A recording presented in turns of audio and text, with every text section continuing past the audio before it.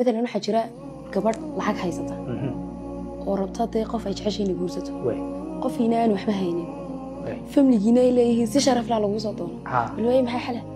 xalku waxa weeyaan gabadh lacag bay haysataa anigu kula talin lahaa gabadh lacag bay haysataa oo shaqaysanaysa ninkii bila amal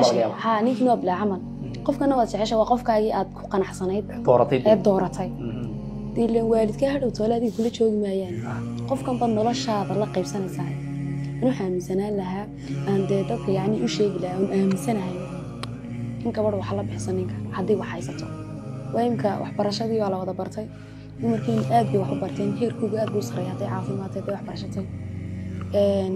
dumar badan ba shaqeeyay marka maadaama shaqaysaan ragga hal caawin nolol dad jeceshin qofka ama ka yareeyaba hadaydan caawin karin dad leedahay sharafteeda hoos u dhacaysa ممكن يرفض واي